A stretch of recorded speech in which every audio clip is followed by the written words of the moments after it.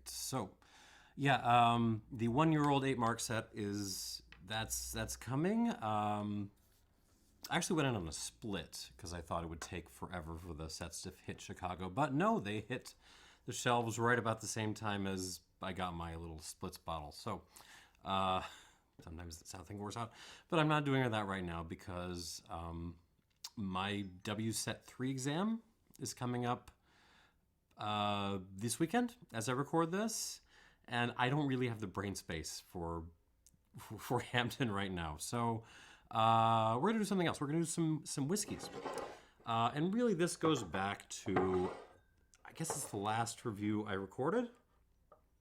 It's gonna go up Friday. I reviewed some Grappas, in particular this. This is what won the flight. It's a Marolo, 1987. 27-year-old Grappa, and I had a little bit of a hot take in that video. I said that basically if you wanted to buy a, like 30 to 40-year-old Speyside whiskey, if you wanted that profile, you'd be better off buying something like this instead. Not to say this is inexpensive. It's around 200 euros. You can still buy it. But that was kind of my hot take. And then, the day after I recorded that, it occurred to me, well, hang on, I can test that. You see, I was very kindly sent some little sample bottles of La Maison du Whisky's Artist Series for this year.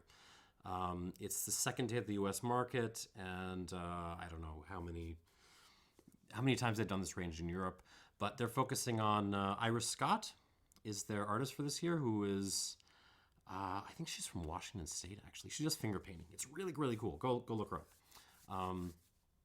But anyway, so they've got this series of 5 malts, and we're going to taste. So the folks who sent me these samples have asked me not to disclose who they are because they see it as a legal gray area.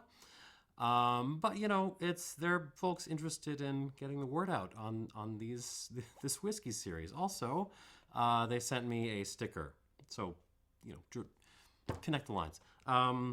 So I thought I would taste this artist series because, first of all, because I want to try it because I like a lot of the distilleries in the set.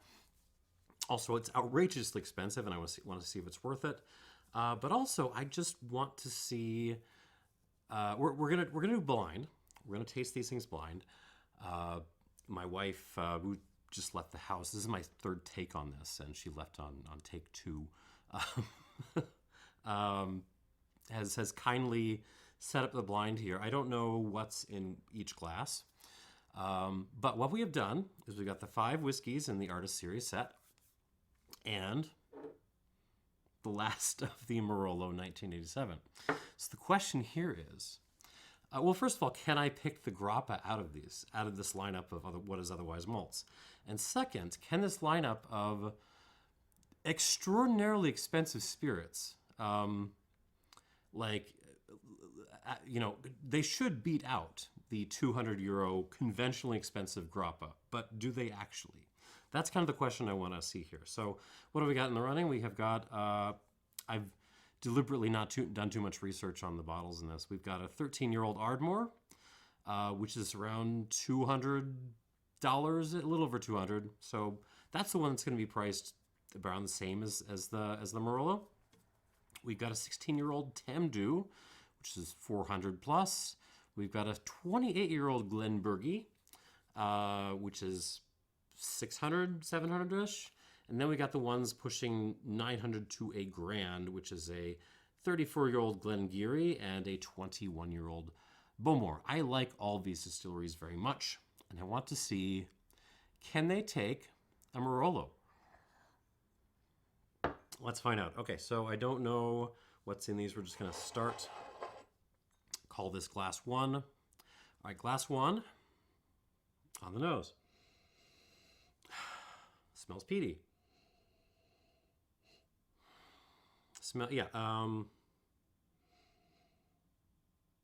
It does smell very, I don't want to jump the gun too much. It does smell very Ardmore-ish. I am getting Peat, but it's not really a maritime peat. There's maybe a touch of minerality in this, but it isn't really like sea. It isn't seashells or anything like that. It's much more like just roadside stones.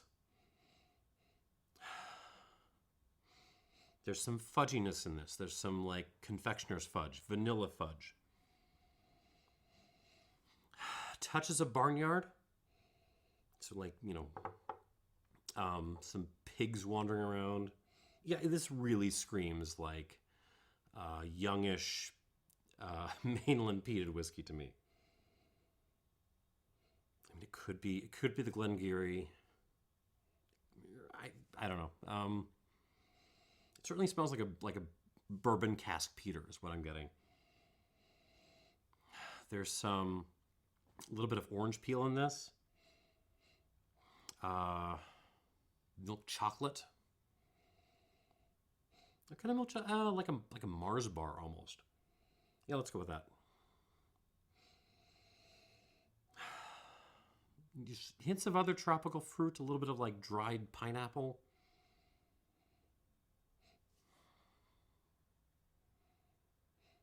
But overall, it's like I mean, this isn't a fruity mainland peater. This is a little bit more austere. It's mainland peater by way of, you know, Kalila or something. That minerality, the rockiness is really coming out on this. Touch of floral going on. That's nice on the palate.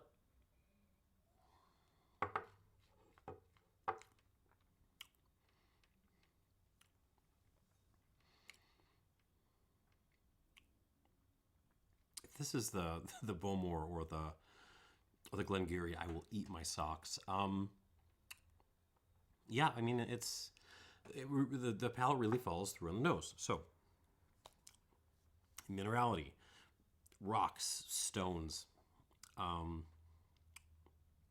even a little bit of a touch of like old car rust in there, just a little bit, or even like chewing on a penny or something, like a little copper. But mainland peat, so peat wrapped in a little bit of barnyardiness, you know, like some cows and horses and dogs, old dogs running around. Confectioner's fudge, vanilla fudge. What is the chocolate bar with the nuts? Not Snickers. It's the other chocolate bar. It's the one without the caramel. It's just chocolate and nut, whatever. Chocolate and nuts. Let's go with that.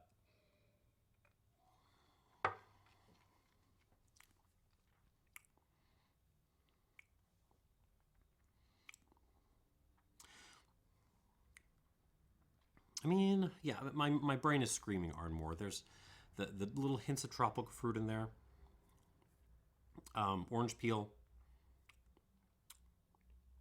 a little pineapple, cinnamon, coffee cake. Even a little hint of mango in there too.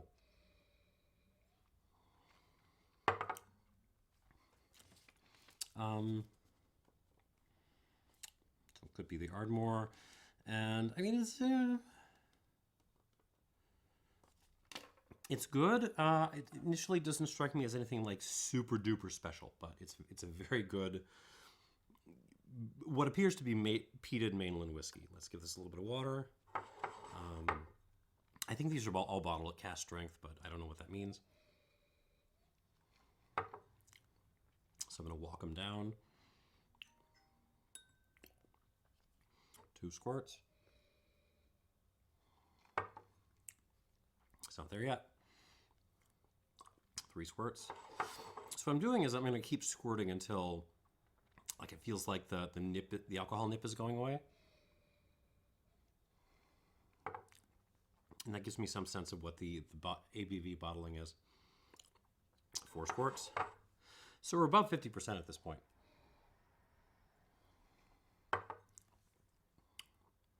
Ooh, some pepper coming out. One more. Squirts.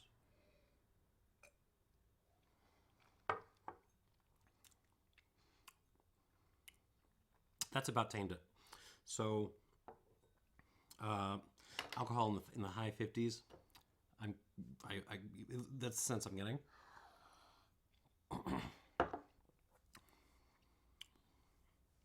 Good peated whiskey. Moving on to glass 2. Ooh. So there is a little bit of grapiness and a little bit of apple coming through. This could be the Grappa, actually. Not gonna lie.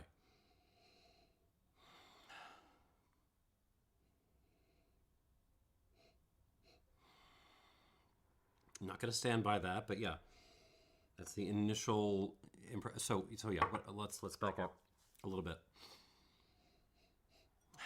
Apple, pear, floral honey, like not wildflower honey, a little bit heavier than that, like orange blossom honey, something like that.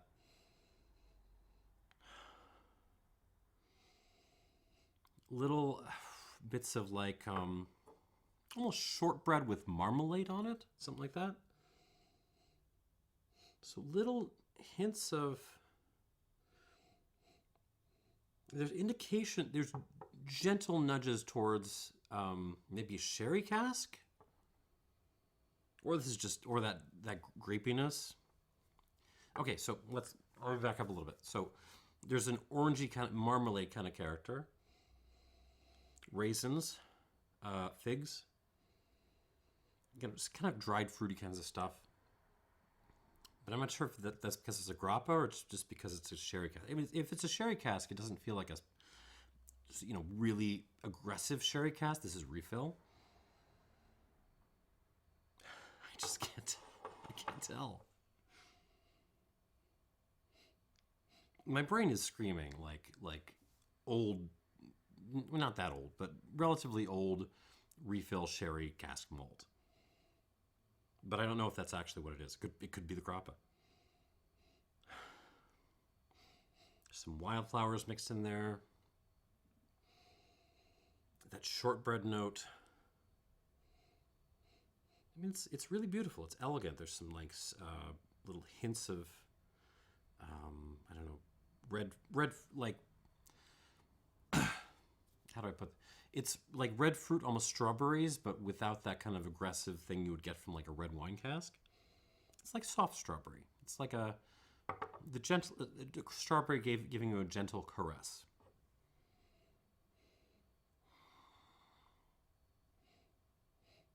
Yeah, not a ton of complexity to this, but it is showing like a certain like elegance and beauty, which I'm absolutely appreciating on the palate.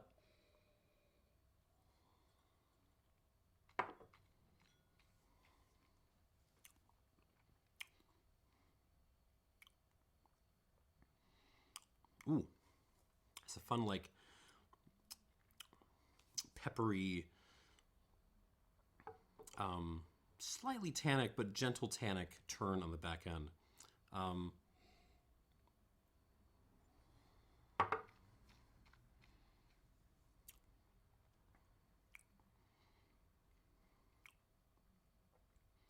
Could it be? Okay, it could be the Grappa. It could totally be the Grappa, damn it. Okay, so on the front, a lot of like fresh fruity elements. Apple, pear, little touches of nectarine, oranginess, some like orange peel, but also a little bit of bergamot in there, a little Earl Grey tea happening.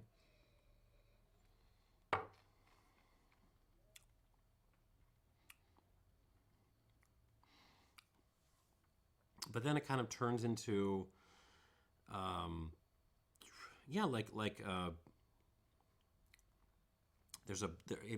it kind of finishes on a black peppery thing, and like an overstewed tea thing, like a little bit of an overstewed Earl Grey tea thing. Maybe the bergamot element is in there.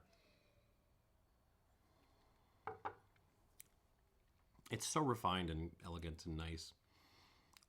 And it's really annoying that this almost certainly costs at least 200 euros. Oh.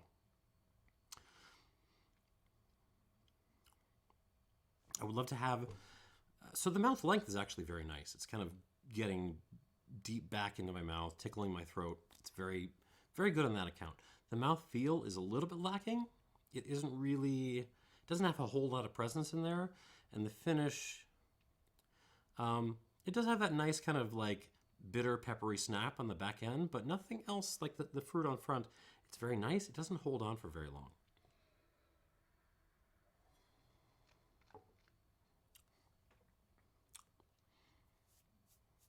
I wonder, I know a couple of these were bottled at lower proofs, so I wonder if this is one of them. Or if this is the Grappa, which is at, what, 50 or so. Let's give this some water. Right, first squirt. Ooh, improvement in the mouth presence. One more squirt.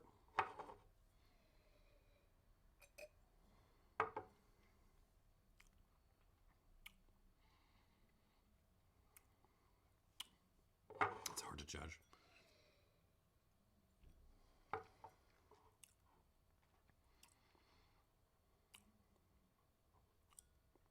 It's getting a little peppery. I'm going to stop there. It feels like it's calmed down, which would put bottling strength, it feels like it's in maybe the around 50%. All right, let's move on. Glass 3. So I don't know what that is. It could be the Grappa. Could be what else? What are the other options? It could be a lot like a Tamdhu if they didn't put a lot of sherry on it. I don't know what this one is. It could be the Glenburgie. I don't think it's not Bowmore. It's not Ardmore. I don't think it's Glen Garioch. So it's got to be one. It's got to be one of the other three.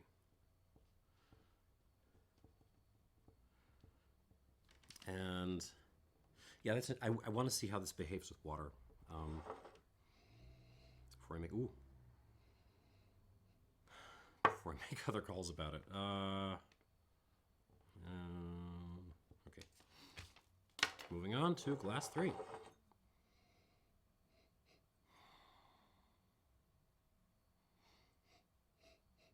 A little bit of an interesting, different play there.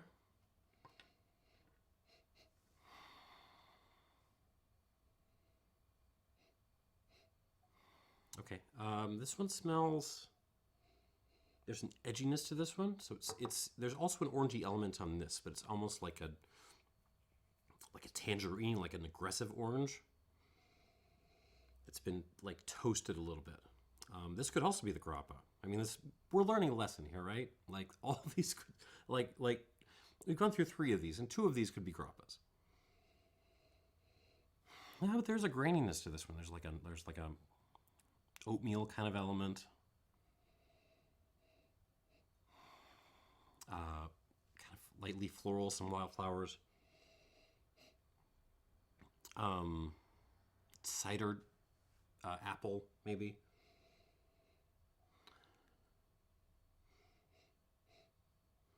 Yeah, interesting. Comes off as like kind of austere, but fun, but nice. There's a little bit of a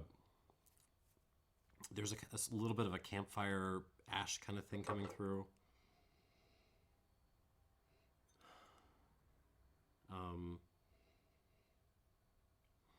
Something slightly herbaceous, like toasted, like fresh herbs that have been kind of toasted up a little bit, like maybe some basil or something. Tough to nail down.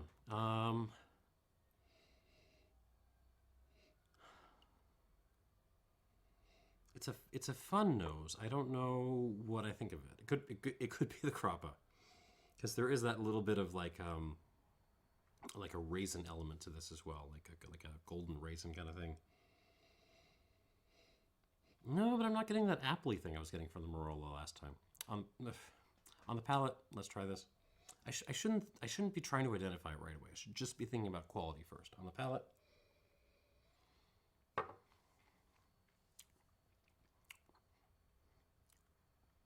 Oh, this is good.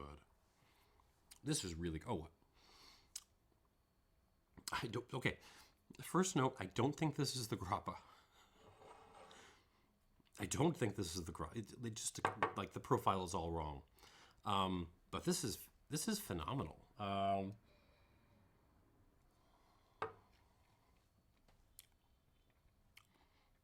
yeah.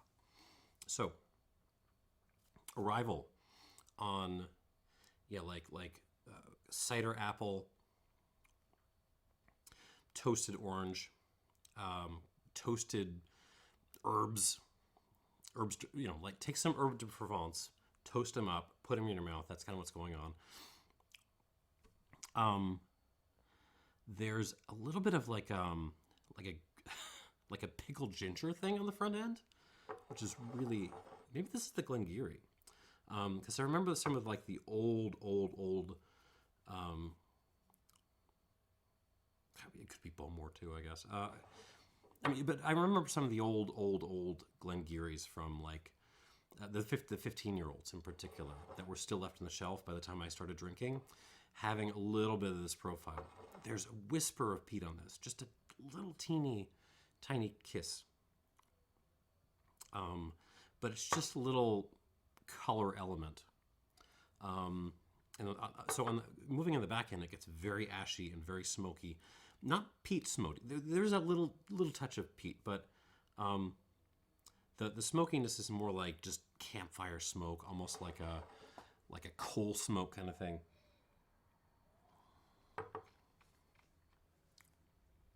Oh yeah, absolutely delicious.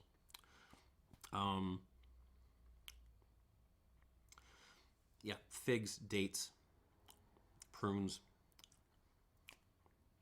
I would guess sherry cask, whatever. This is not the Grappa. I'm gonna guess sherry cask, lightly peated Highlander, which points me to the Glen Garioch. I would guess this is the Glen Garioch. That's what it's giving me. And it's a very good one.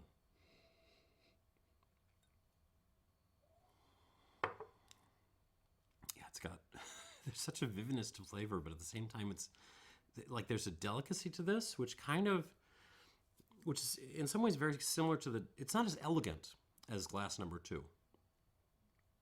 Glass number 2 is just kind of an easy drinker. Glass 3 here, it's all like strong, powerful flavors, especially on the palate. This is really a palate whiskey. But there's a crystalline character to this, which is, if this is the Glen Garioch and it's like, 34 years old, that would make some sense. Let's give this some water and we'll move on.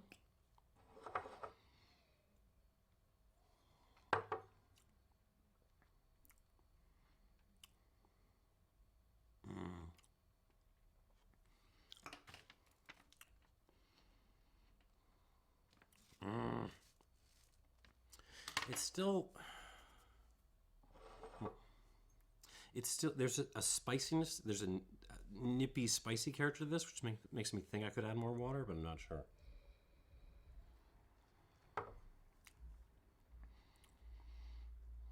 No, I'm going to stop there. Both of these glasses, I'm not sure if I should be adding more water or not.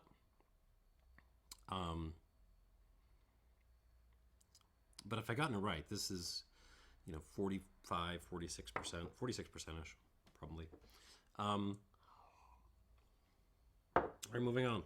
Glass 4. That's a really good Glen Garioch, though. 18 here. Glass 4.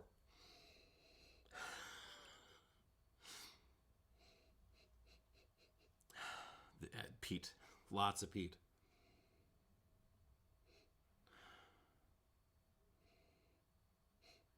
Rich,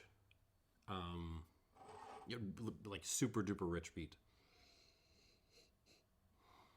Lightly floral too. Touches of lemon. There's minerality on this too, so a little bit like glass 1.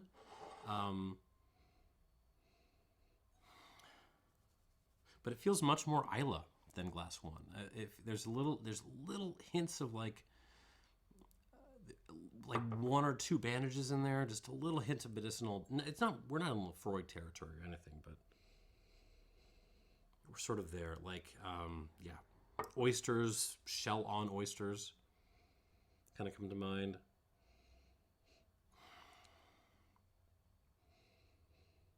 Peat, is there cask influence? Maybe hints of vanilla, but it's all about the distillate on this. Initial thought is this smells like it could be the Bowmore. I mean, it could be the Ardmore too, but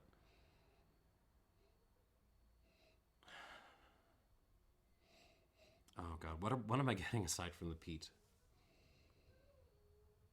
Yeah, lemon, flowers. I've already named all this stuff. I'm having trouble here.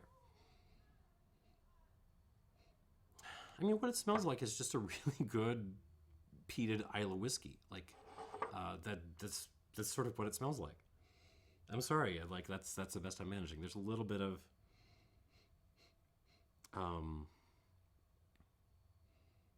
some kind of desserty thing with lots of vanilla on it.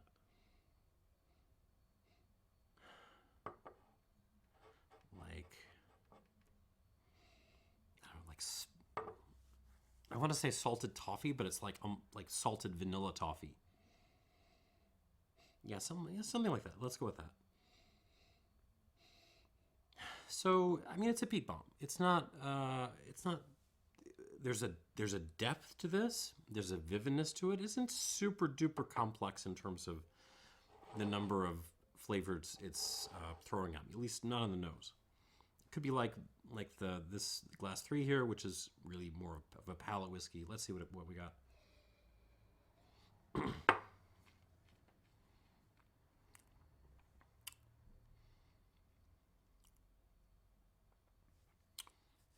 Ooh, okay. So I was about to tell you, yeah, it's basically just a peat bomb. But on the finish of this, I shouldn't say the back end.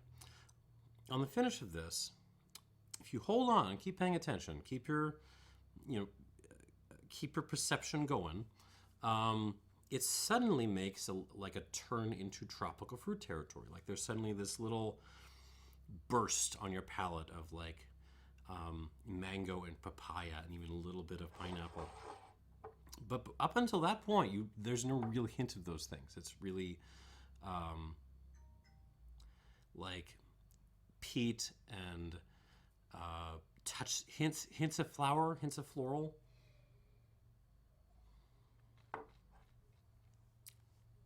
Lime, lemon. Ooh, yeah. And then all of a sudden, tropical fruit everywhere.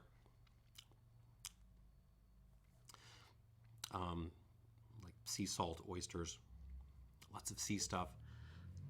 Yeah, this is like this just feels like it should be the Bowmore. Like this, I don't know. I don't think of any other whiskey in this lineup or Grappa in this lineup that can kind of that feels like it should fit this. It could be the Ardmore, but I don't think it is.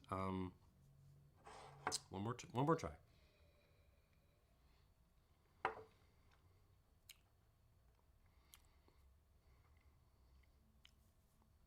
That's very nice. All right, let's give it some water.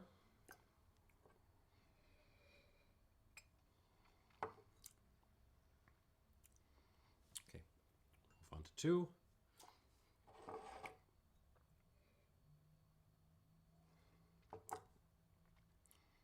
Nope. 3. Thanks for your patience.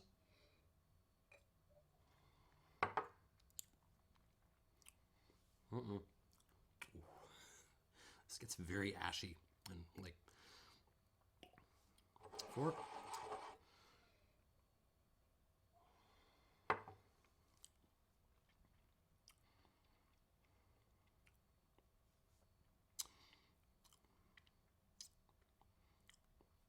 I might stop there.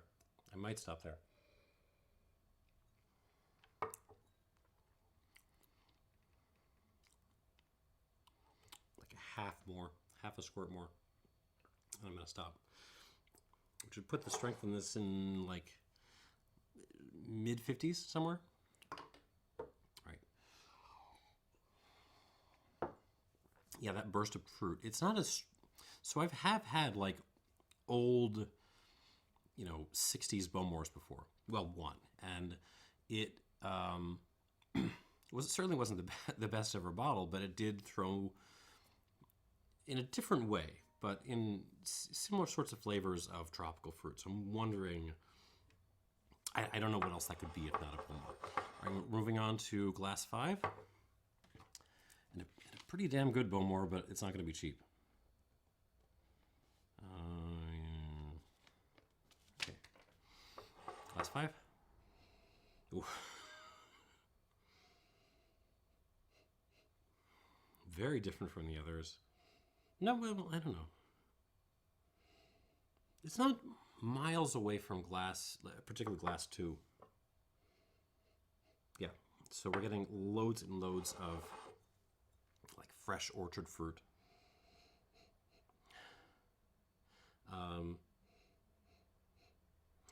Apple, some pear, peach, nectarine, but also like a lot of raisininess. There's some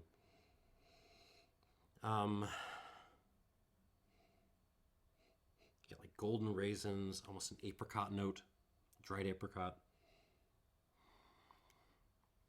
Certainly some tobacco notes on this, like some burley tobacco. This could be the Grappa. Well, I don't know. It's between this and 2.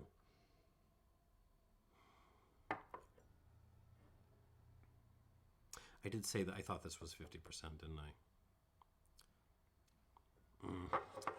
I don't know. Some white pepper on this. It's also a really beautiful nose, really elegant.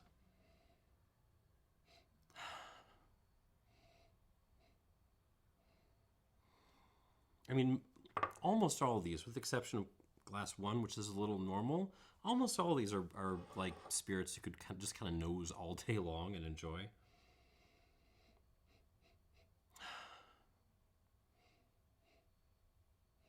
Yeah, I'm torn. This could be the Grappa, I don't know, but in any case, there's tons and tons of fruit on this, and a little bit of a herbaceous floral thing. Yeah, there's some flowers, some tobacco. All right, on the palate.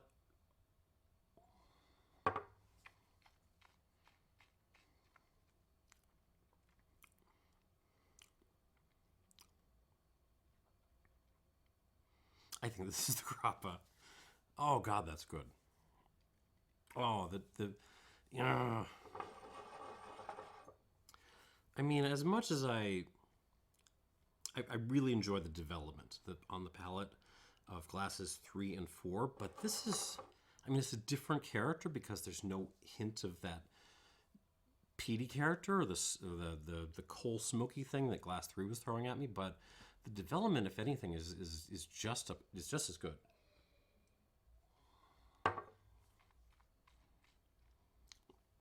Yeah, it's just this beautiful explosion of fruit up front.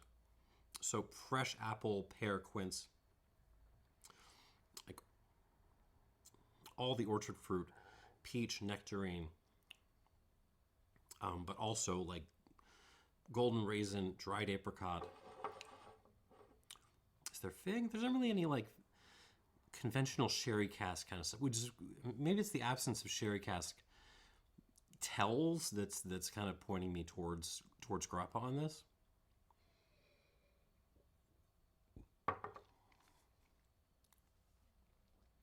And then as it kind of gradually develops in your mouth, it starts to pick up on those kind of floral, tobacco-y elements. Even a touch of grassiness.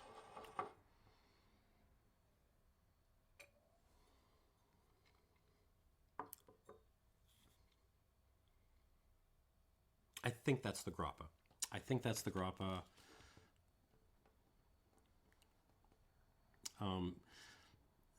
I don't know, I'm going to second guess myself when we go through this again, but whatever the hell it is, it's very, very good. I actually think it's better than glass 2 here.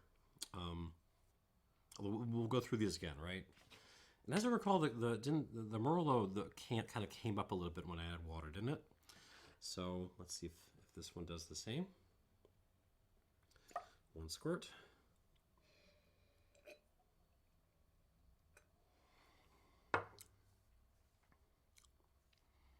Go a little more. 2 squirts.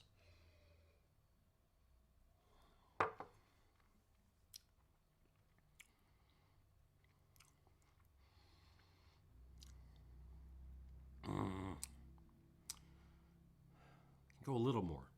I'm gonna go another half a squirt. Half squirt. I'm gonna stop myself there. Yeah, this is a good flight. I'm sure it's an expensive flight, but it's very, very good. And last one, by far the darkest color of the bunch.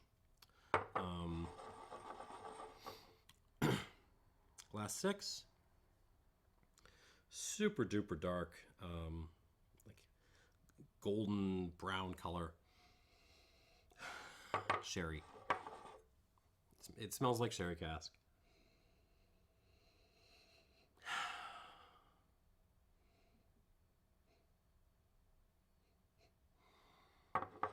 But young sherry cask, which is interesting.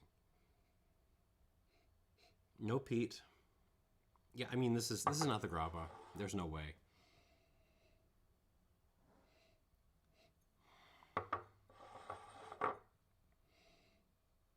Yeah, it smells like heavily sherry malt whiskey with no peat on it. So figs, prunes.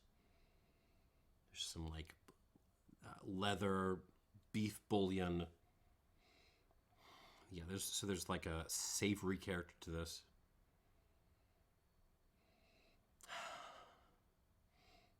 No, but also a little bit of an aromatic thing going on, a little bit of like a Turkish coffee kind of thing, like coffee and cardamom.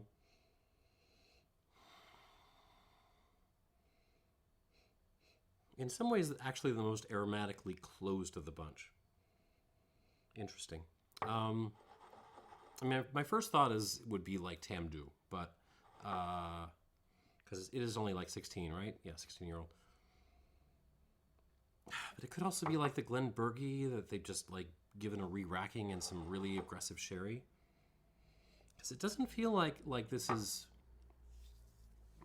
First impression, this doesn't feel like really super duper long-term heavy sherry maturation. It feels like a re-racking that's taken a couple of years. Not a finish, like a secondary maturation, but still.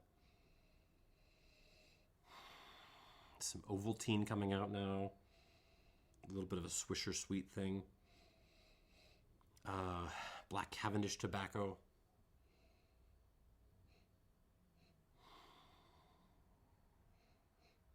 Yep, I mean, good sherry malt whiskey on the palate.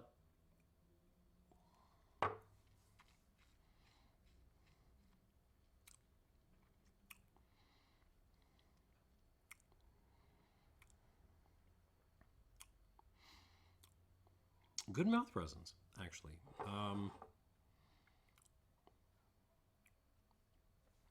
So really, like attacking my entire palate, holds on very well, and again, it's really dominant on the savory elements of sherry cask. So this is not like a sweet sherry. No, no, no, no, no. We're on like old leather-bound books. We're on Ovaltine and beef bouillon.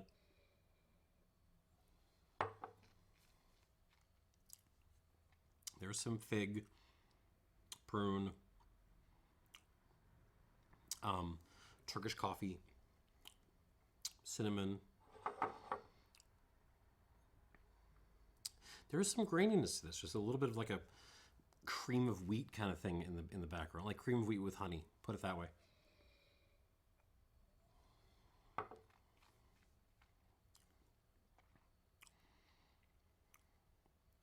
Good mouthfeel, not great mouthfeel.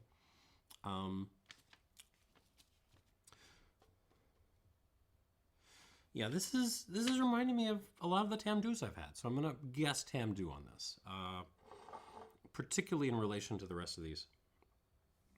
So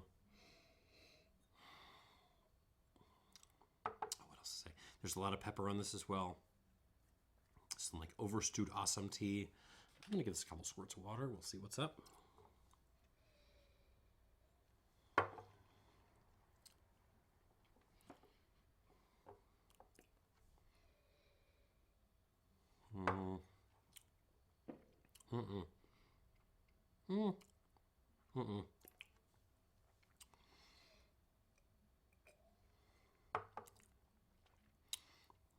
We need 4 at least.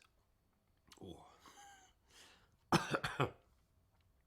Just really bringing out the pepper, which is nice. It's very bracing and refreshing.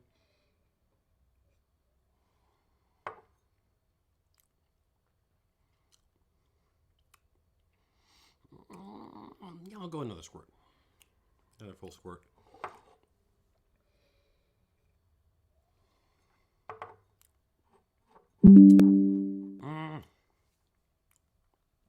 We're getting in there. Hold on, my computer is telling me to free off some, some space, so. All right, we'll delete a video there. Okay, that feels about. Let me try one more time.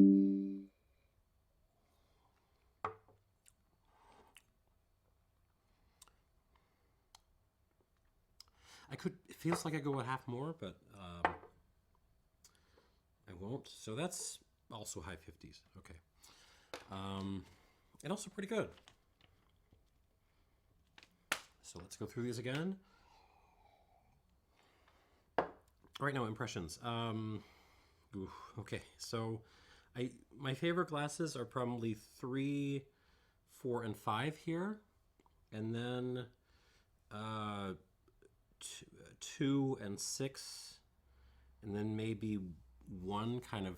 1 is fine. 1 is not that far behind the 2 and 6, but maybe just a hair bit behind. And yeah, okay, let's go through this again. Back to glass 1. Oh, this could be Bowmore too.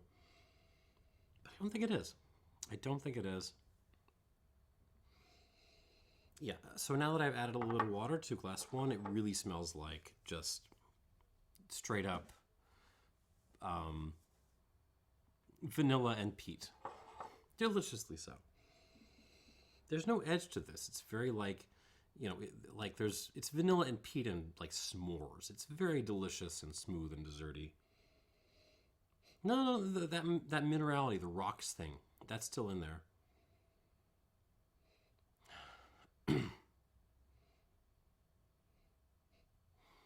A little bit of that kind of like mango thing.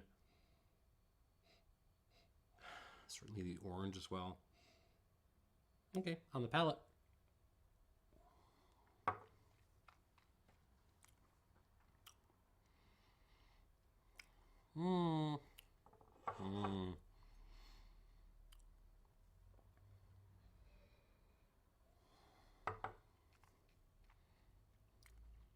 I'm questioning myself as to whether I overwatered this. Because now the mouth length is falling off a little bit.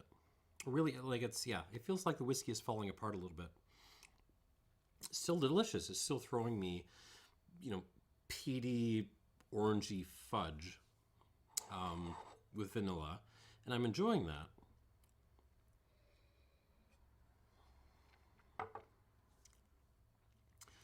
But yeah, there's an awkwardness into how this is reaching the back of the mouth, because it's all ash in the back of the mouth. It's like lots of flavor up here, and then like, ashtray back here, and the finish feels a little bit weird, just in terms of how it like transitioned into it.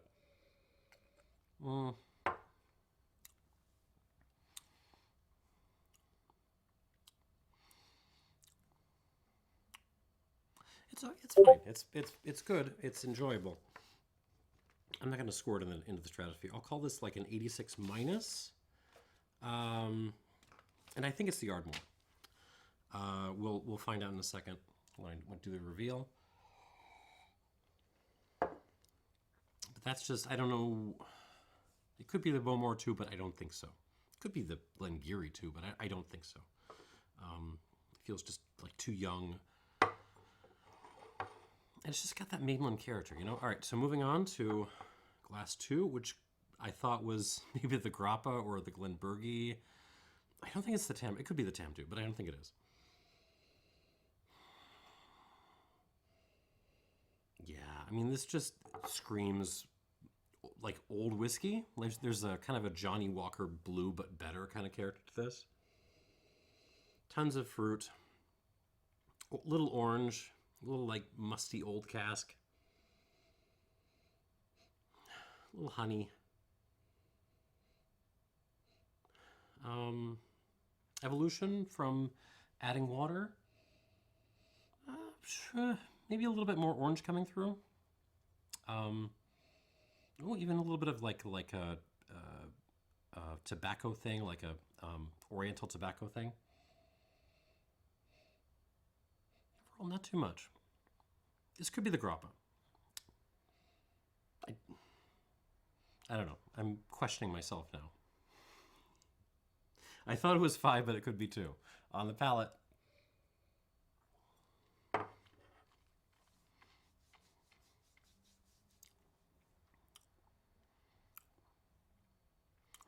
It just tastes like a pretty solid old whiskey. Yeah, there's like that lovely little turn into ashy pepperiness on the back end of this. Not a whole lot of development from where it was. Neat, but that's fine. I enjoyed what it was before, and I'm enjoying it now.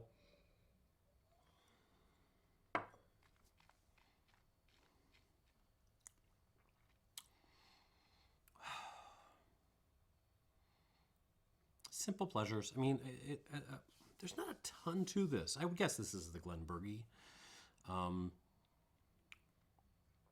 Just because I don't like, I anticipate it's the one with the of the whiskeys they picked. Glenburgie is the one that I think of as having the simplest character, and this is kind of fitting that description. It's just a delicious, fruity old whiskey that has a little bit of a fun twist on the back end with the kind of overstewed tea ashy thing. I'm gonna call this 86 or 87. I'll call this an 86 plus because I'm kind of stuck in between those two. 86 plus, and let's move on. Glass 3. This is one of my favorites going in. I don't think it's the Grappa.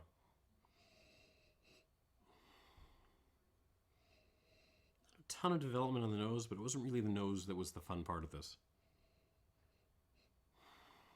It's still like burned tangerine. There's some gummy bears coming out now. Hints of like pepperiness and like pickled ginger. It smells a little bit like you know, sushi plate leftovers. You know, the ginger and the wasabi. There's a little bit of that going on. On the palate.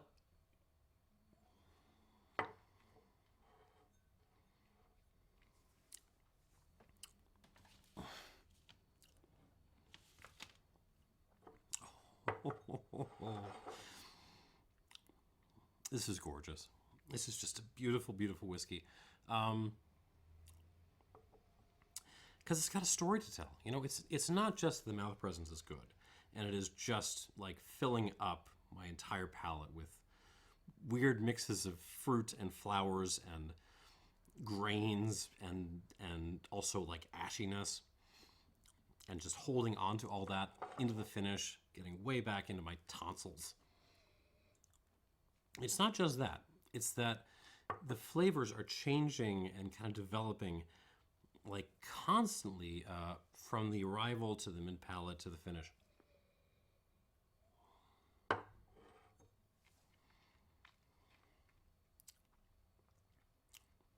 Oh, that's beautiful. Fruit up front, then it kind of turns into this herbaceous floral thing, and then gets kind of very ashy and acrid, but in the best possible way on the finish, and it just holds there. Um,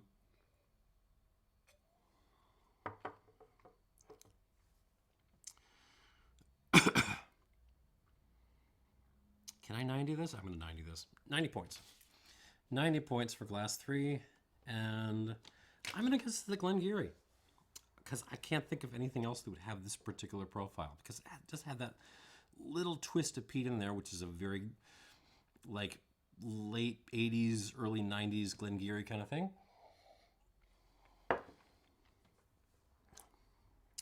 $90 points. All right, on to glass 4.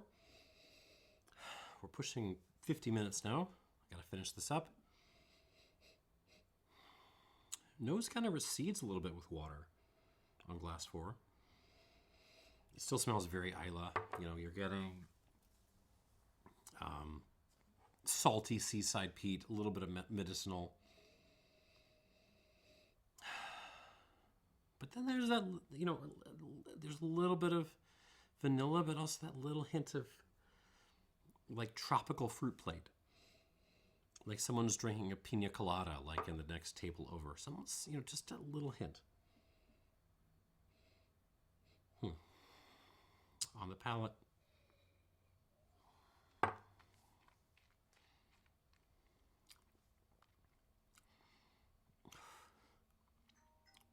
Terrific. It's got to be the Bowmore. This has got to be the Bowmore.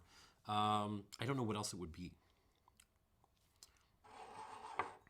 It's not as good as the Glen Garioch. Let's start with that. It just doesn't have the layers of complexity. But it's a very, very good peated whiskey. The peat is singing, but it's not just the peat. It is not just the peat. It's also the florals, especially in the front, and the tropical fruit thing happening in the back. I don't know what cask this would be. There's elements of this that make me think like American oak, but there's other elements of this that make me think, you know, refill sherry. Could be refill sherry in American oak. I don't know.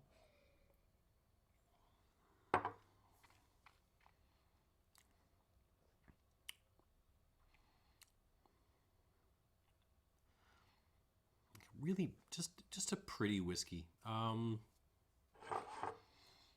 I 89 this? I can't get to 90, but maybe 89.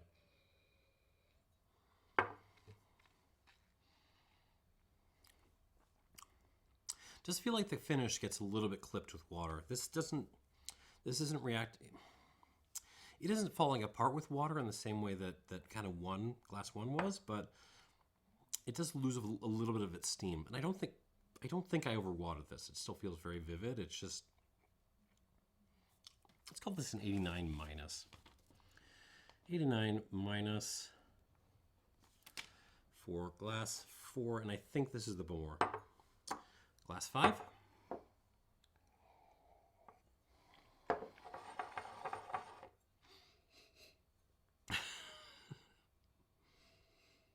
If this is not the Grappa, I'm going to be on the floor. I am going to resign my commission.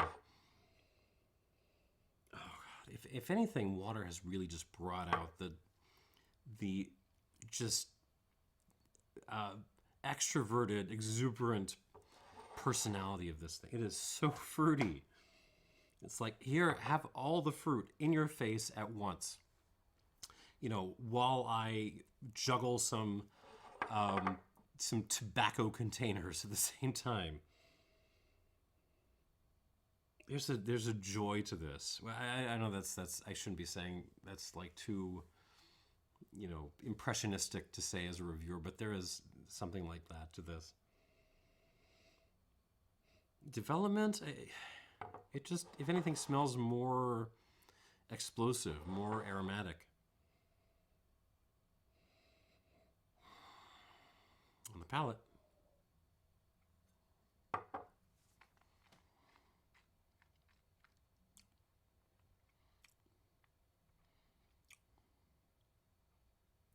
mean, could it be the best Glenburgie I've ever had? In a refill cask? Yeah, I mean, there's some, like there's some orchard fruitiness, there's some oranginess to this. It could be the Glenburgie, but I don't think it is. I think this is the Grappa.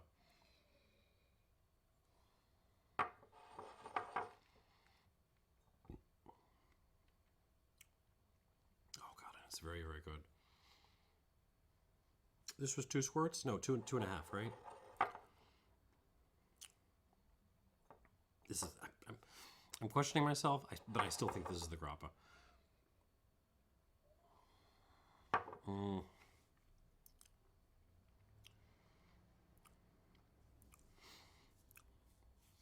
In some ways, I mean, the flavors are very, very different. But in some ways, this is actually more like the Glen Garioch than it is like the and this has got to be the Glen Garioch, right? I don't know what else it could be. It's more like Glass 3 than it is like Glass 2.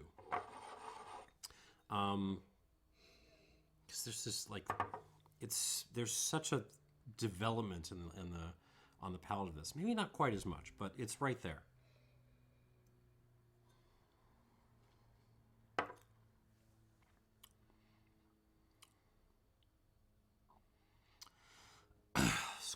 Yeah, I mean it. I can't 90 it, but I will 89 it. 89 points for last 5, and if it is the Glenburgie, it's the best Glenburgie I've ever had, but I think it's the Grappa. All right, moving on to Glass 6. This is one that was kind of sherry bombish, right?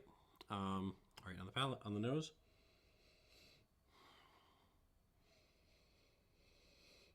It's still like the most aromatically, compressed or reduced of the whole lineup. But you're getting like lots of prunes, like prunes that have been soaked in beef bouillon for a couple of hours. Like that's the impression of this. Some coffee, cinnamon, cardamom. Yeah, old books, like old musty casks. It does smell like a really fresh sherry cask though, but I know nothing in this lineup is particularly young. So I'm guessing it was a re-racking. I don't know. I don't know. On the palate though.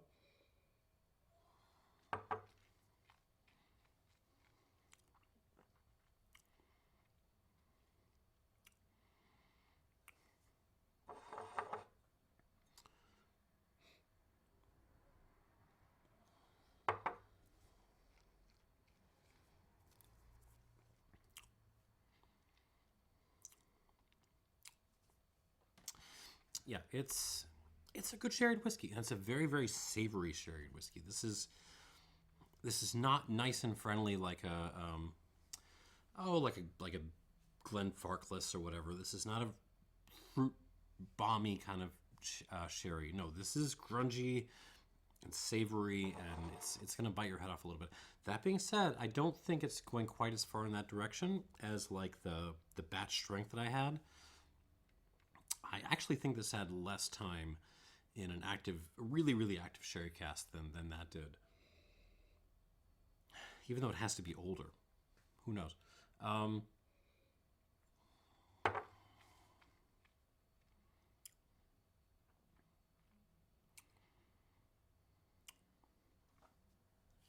But it's good. It's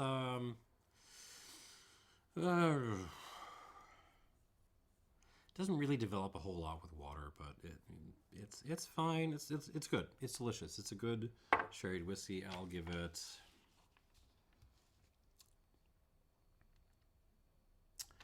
Call it an 88. 88 seems fair. 88 points for Glass 6. And that is your lineup. So let's work through these. So the least among these was Glass 1. 86 minus, I thought this was the Ardmore, and it is Glass A, which is, yeah, that's the Ardmore. Oh, good on my wife screwing with me, putting the A glasses as the first one. It's fine. It doesn't like water very much, but it's a delicious, kind of basic bourbon, I think it's bourbon cask, peated whiskey. Would I pay $200+ for it? sorry guys. Like, sorry guys, I probably wouldn't pay that price for it, but it's fine. 86 minus. Very yummy. And next up was the number 2, came in 5th place. I thought this was maybe the Glenburgie, which is D. It's D, so it's the... Oh no, this is the Glen Garioch. Oh no, 86 plus for the Glen Garioch 1988.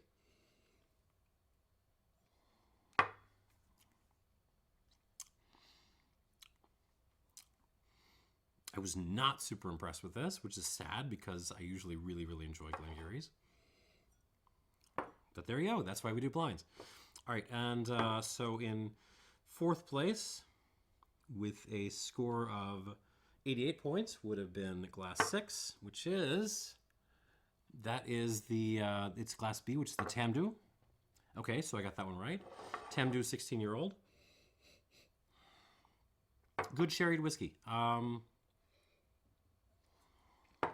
Grungy, characterful, but again, for the money, I don't think I would. I think I would buy the regular old batch strength. And so that leaves these 3, which are kind of your winners. My 4th place, or 3rd place, I'm sorry, would be Glass 4, which is, I thought it was the Bowmore, and it's the Bowmore. Hooray.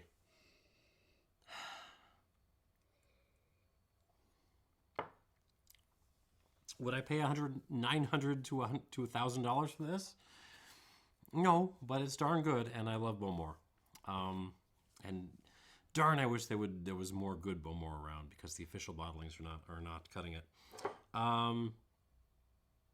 And so that leaves Glass 5 and Glass 3. And Glass 5 was an 89. I thought this was the Grappa. And it is Glass F. It is the Grappa. And yeah, the fact that this came in 2nd, it tells you a little something, doesn't it? Which means Glass, what is this? Glass 3. Your winner today, with a score of 90 points, I thought it was the Glen Garioch, I was clearly wrong, is C. It is the Glenburgie 28-year-old, 1995. Oh.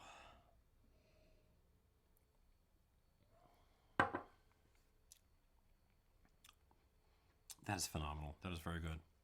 Where's that peak, that sense of peak coming from, though? Well, whatever it is, this is a 90-point whiskey. It is still $600 odd, but you know it won the flight. Yeah, that is your lineup. Thanks for watching. I hope this was sort of educational or entertaining or something. I'm gonna go back to studying South African wine regions. Thanks for watching and cheers.